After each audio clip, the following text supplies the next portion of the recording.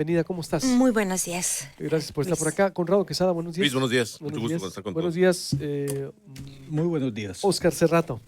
¿Quién empieza? A ver, muchos temas en la mesa. Pues ¿Por muchos cuál? temas. ¿Por cuál empezamos, Luis? ¿Por Pues la por el que detención de quieras. Ramos, por el tema de la libertad de Ramos. expresión? Pues digo, lo que quieren. Detención de Yo, Ramos ya lo hemos abordado sí, mucho. mucho, Pero sí, libertad de expresión, hay un pero mapa. vale El mucho la informe artículo pena. 19, lo que está pasando en Sonora, lo que ocurre a nivel nacional, yo creo que es interesante, ¿no? Y también esto de los yaquis, no sé. Fíjate que fuera de aire comentábamos ahorita con Oscar esta situación de las conferencias de todas las mañanas del presidente Andrés Manuel López Obrador. Como que todo mundo ahora quiere seguir el ejemplo de estar dando declaracionitis, ¿no? Si las declaraciones están bien fundamentadas y tienes algo serio que decir, sustentadas, sobre todo cuando te vas a referir a los trabajos que hace la prensa, pues estamos de acuerdo en que, bueno, no todo el tiempo la prensa o toda la prensa o todos tienen la razón, ¿no? Sin embargo, cuando estamos hablando de periodistas con trayectoria, sean del orden local o federal, se debe de tratar con mucha seriedad a esas personas y no solamente los mecanismos de protección a periodistas deben de funcionar, sino que también toda la sociedad debemos de estar a favor de la protección de los periodistas, de su derecho a expresar, a fundamentar, a informar. A mí me preocupa muchísimo todo lo que está pasando porque justamente en la conferencia de prensa que él dio el viernes pasado, el presidente Andrés Manuel López Obrador, si vimos afuera, se formaron un frente de ciudadanos, o sea, que al frente estaban periodistas, porque suponíamos, ¿verdad? Como de acuerdo a las promesas de campaña, que llegando el 1 de diciembre, el presidente, toda muerte de periodistas y toda muerte de luchadores sociales que luchan por los derechos humanos iban a terminar. Todos sabemos que, claro, de una propuesta de campaña o de intenciones de campaña a llevarlo a la realidad lleva un lapso de tiempo, ¿no? Pero como la expectativa es muy alta, afuera estuvieron los grupos de derechos humanos defendiendo justamente cuántos periodistas han muerto del 1 de diciembre a la fecha. Entonces, yo haría un llamado fuerte de atención ahí, Luis, para el respeto, para la libertad de expresión y el respeto sobre todo a aquellas personas que han puesto su vida para abrir los medios de manera muy responsable para informarnos de lo que está sucediendo. Pues es un problema nacional y local, ¿no? Sí. Pero yo creo que sí falta mayor energía en el Andrés Manuel López Obrador para atender el problema. Pero y sí falla él en el discurso cuando empieza a decir chairos, perdón, fifís, y excluye, es un discurso excluyente, ¿no? Que ataca al periodismo. Pero pues mientras no empiecen a crear expedientes, a perseguirte, a hacer otro tipo de cosas que hacen otros gobiernos, digo, hay que tener el balance, ¿no? Los dos están mal, pero hay otras cosas más graves, es lo que quiero decir. Conrado, a ver. Yo creo que en el tema, precisamente cuando se habla de libertad de expresión, tenemos que tener claro que ese es un derecho que tenemos todos los mexicanos. No es un tema exclusivo de periodistas. Es un derecho que cualquier mexicano puede hacer uso y hasta donde a mí me gusta decir, creo que es el derecho más importante que tenemos. Sin ese derecho no podemos exigir que se respeten los demás. Necesitamos tener libertad de expresión para exigir el derecho a la salud, el derecho a la educación. Entonces, hablar de libertad de expresión o hablar de el riesgo de la libertad de expresión es un asunto que le atañe a todos los mexicanos. Y creo que es ahí donde han funcionado muy bien las campañas. Hay una división entre colegas, hay una división entre periodistas y comunidad. La gente ya no confía en los periodistas, como tampoco confía en los políticos. De hecho, en México no se confía en nada que tenga que ver con algún ente asociado a democracia. Se confía más en el ejército, por ejemplo, y eso es un tema preocupante. El tema de la libertad de expresión debe ser un asunto que se debe discutir en en esos espacios académicos donde incluso ellos necesitan de la libertad de expresión para poder exponer sus necesidades. La libertad de expresión no va a tener un valor mientras no entendamos que es con libertad de expresión como podemos mejorar este entorno democrático. Pero, ¿cuál es el problema? Y lo platicábamos otro día, Luis. Los medios de comunicación están muy asociados al tema político. En la historia de México, los periodistas tienen mucha relación con el tema político. Surgen periódicos para impulsar cambios en la revolución. Surgen periódicos para impulsar movimientos políticos en diferentes estados. Pero yo creo que ya es tiempo de marcar una división, porque esto nos tiene divididos a todos. Y pareciera que cuando tú eres periodista y criticas a un gobierno del PRI, entonces o eres panista o ahora morenista, ¿no? O cuando criticas a un gobierno de Morena, ahora eres prianista, panista o priista. Y así nos empiezan a catalogar a los periodistas por hacer nuestro trabajo, por hacer cuestionamientos a las decisiones en el entorno político y público. Pero este tema tiene que romperse y tenemos que empezar a exigir a la autoridad que deje de tratarnos de esa forma. No pueden acusarte de panista porque criticas a un priista, ni pueden acusarte de morenista porque criticas a un panista. Eres periodista y como periodista tienes la función, no de cuestionar, pero sí de mantenerte vigilante de las acciones que tienen que ver con el tema público. Y desde esa perspectiva, a los políticos en México les falta kilómetros para entender la función de un periodista. Pero también a los periodistas hemos cometido un error muy grave. El creernos jueces de todo lo público. Y desde esa perspectiva hemos caído en una división en la que nosotros mismos nos cuestionamos. Nos cuestionamos por el modelo de negocio. Nos cuestionamos por si yo entrevisté a Juanito y tú entrevistaste a Lupita, entonces tú eres misógino o yo soy feminista, ¿no? O feminazi. Y los periodistas cometemos un error todavía peor. Aceptamos los calificativos que se manejan públicamente. Eso creo que es un error gravísimo del periodista. Entramos en el tema de, es que la incapacidad del gobierno. A ver, espérame. Cuestiona las malas decisiones, pero utilizar calificativos también es un error periodístico que te pone en el mismo juego de la crítica sin sentido. Entonces, para hablar de periodismo y de libertad de expresión en México tenemos que cambiar nuestro entorno y tenemos que entender que como periodistas tenemos obligaciones, límites, que creo que a veces los periodistas también hemos caído al absurdo de cuestionarnos entre nosotros y decir, oye, a ver, ¿y tú quién te crees? Quien me crea, soy un ciudadano que hace ejercicio de la libertad de expresión. No te importa quién me creo. Es que fíjate, eso debilita mucho. Por supuesto, eso nos tiene mal. Lo que pasó con nuestros amigos, con Reinaldo y con Carlitos, sí son de deportes, pero ¿por qué? ¿Pero qué importa que cubran, pues? Es más, ¿qué importa que sean periodistas? Así debiese ser la crítica sobre los temas cuando hablamos de agresiones contra ciudadanos y contra periodistas. Son derechos que nos permiten mejorar nuestra calidad de vida. Y irnos en contra de lo que decimos limita el derecho a mejorar, a buscar una mejor calidad de vida, una mejor democracia, un mejor entorno político, etcétera. Pues, ¿no? Oscar. Sí, bueno, yo parto de la premisa de que el hablar no es inocente. Siempre hay una intencionalidad de quien habla, de quien escribe, de quien plasma, y como seres humanos no podemos abstraernos de esa predisposición a emitir juicios. Pero es muy importante que cuando se emite el juicio, este se pueda fundamentar.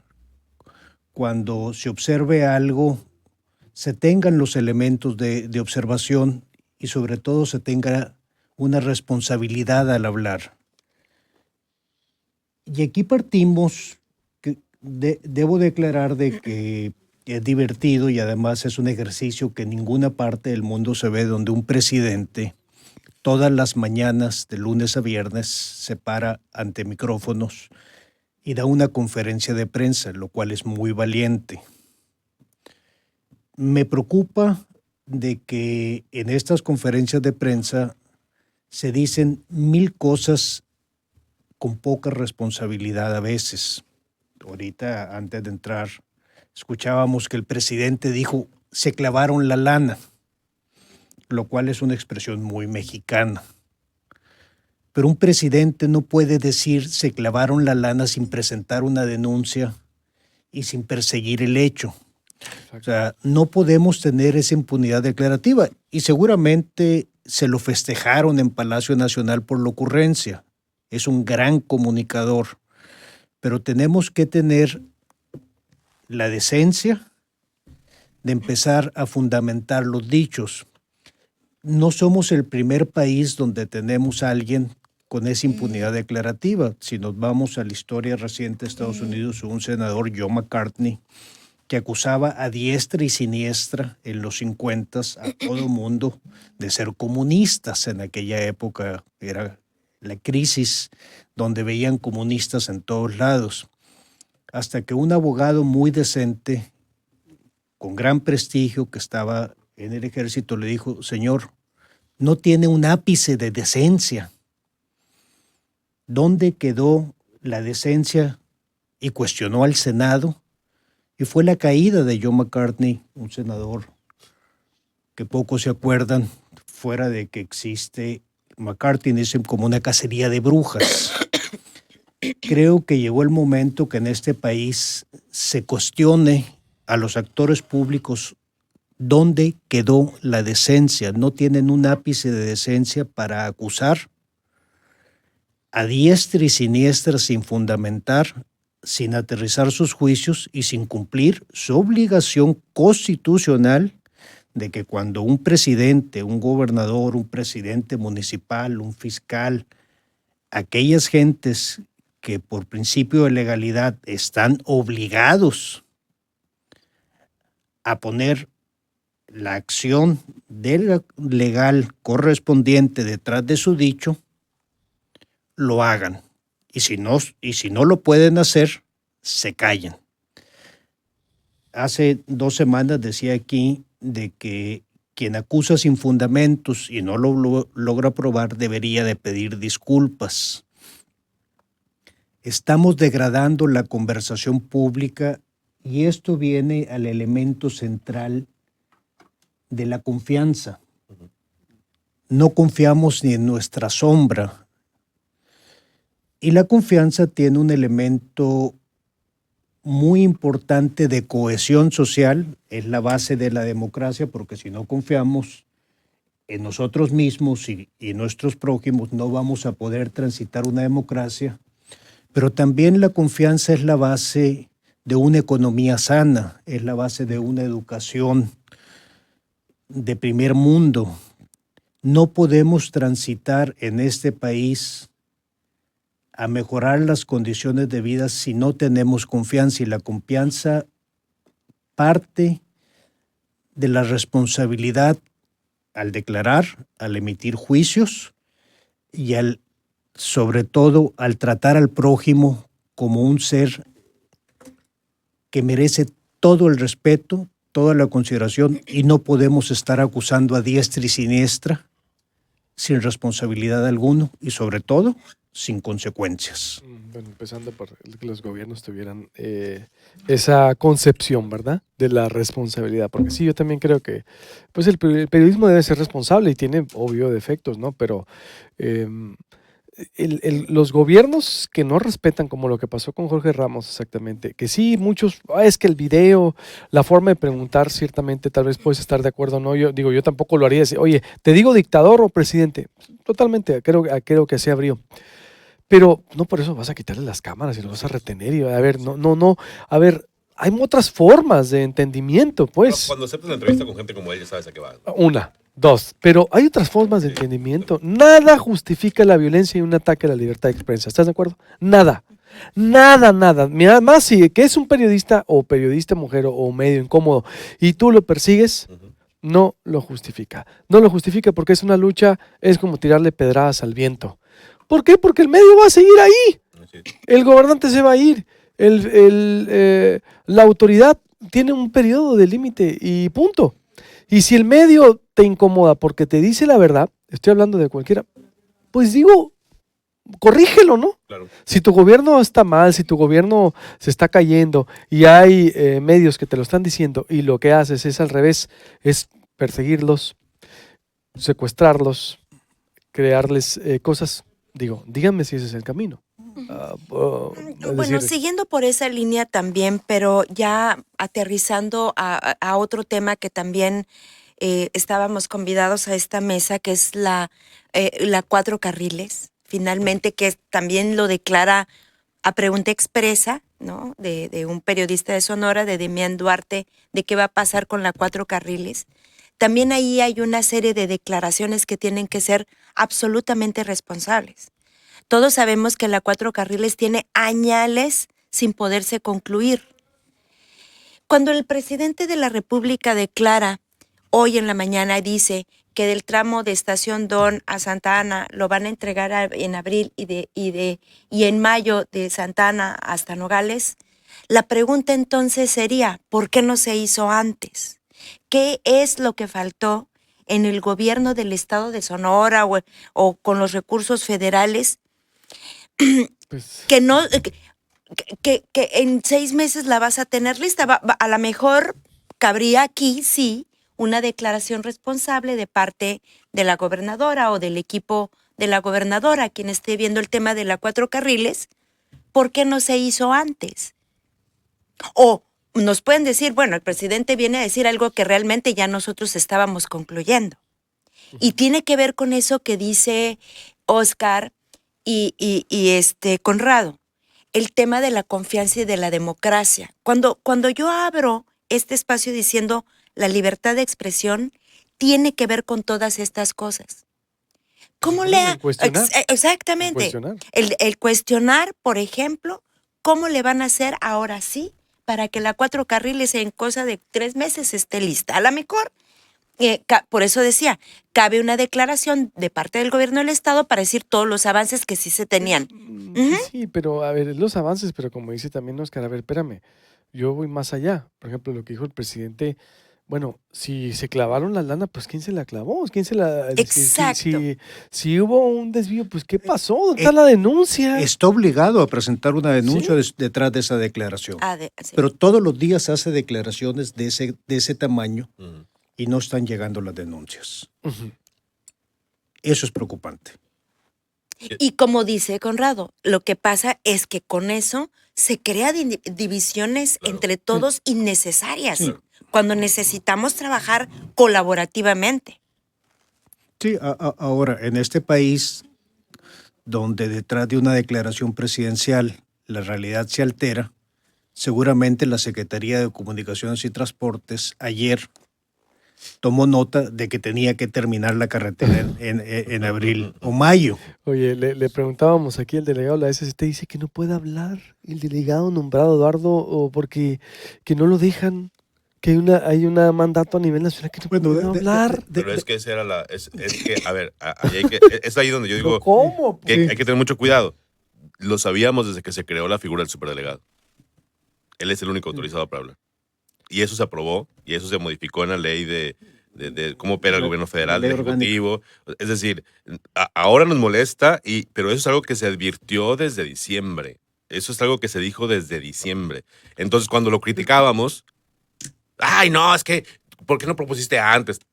Ese afán de confrontar las opiniones nos tiene en esta situación de esta simulación democrática. Este afán de, no, Luis, es que yo no estoy de acuerdo contigo, Luis, entonces tú seguramente tienes algo que ver y tú eres chayotero y tú. Entonces empezamos a jugar con este juego tan ridículo que no tiene nada que ver con lo que estás hablando. Tiene que ver con un afán de desprestigio porque sí. Y en ese juego estamos en este momento. No puedo hablar del delegado porque, para empezar, él no es el delegado, es un representante. Y como representante está supeditado a lo que dice el delegado, el representante del gobierno federal, que él también va a hablar de seguridad pública, él también va a hablar de salud, él también es la misma figura, pero a nivel local. Entonces, esta persona tiene que hablar de todos los temas. Y lo peor del caso, cuando veíamos cómo se estaba construyendo el 4 carriles dos sonorenses, y cuando nos dábamos cuenta que podías pasar el mismo día o 2 días después por la misma zona y estaba la misma máquina parada en el mismo lugar, todos decíamos, espérame, aquí algo anda mal. Exacto. Entonces, que ahora vengan y nos digan, es que se clavaron la lana, solamente justifica aquella idea que tú tuviste de que algo andaba mal. Te están haciendo creer que eso que andaba mal es culpa de Peña Nieto y las huestes priistas y que esos son unos malditos rateros y que Peña Nieto se llevó todo su dinero a España. Cuando en realidad tenemos una seria cantidad de empresarios relacionados con este tema. Una seria cantidad de funcionarios públicos que se fueron los responsables de decidir qué empresas son las que entraban en esas obras. Y no tenemos sanciones, no tenemos una investigación real. Tenemos lo que vi la nota de Proyecto Puentes sobre la Auditoría Superior de la Federación. Así es. Y tenemos datos para saber, oye, a ver, hubo fallas en esto. Pero te pregunto, Luis, ¿te acuerdas cuando, creo que fue en Imparcial, quien sacó la fotografía de la carretera agrietada? Sí. Bueno, eso ya lo sabíamos los sonorenses desde hace mucho tiempo, pues. Entonces, ¿por qué hasta ahora nos estamos preocupando? ¿Y por qué hasta ahora pareciera que esto es tema? Cuando la carretera no va a quedar terminada en mayo, no va a quedar terminada en su totalidad, porque Hermosillo de Santana no hay obra. Entonces nos han estado jugando el dedo en la boca. Aumenta nuestro coraje, aumenta nuestra frustración y entonces nos desquitamos con el político, con el diputado, con el medio de comunicación y hacemos de esto un problema que solamente pone en duda a las instituciones que forman una democracia, pues, ¿no? Y eso es muy peligroso. Oscar, para concluir. Sí, mira, para concluir, estamos en un serio problema de impunidad declarativa de todos los actores.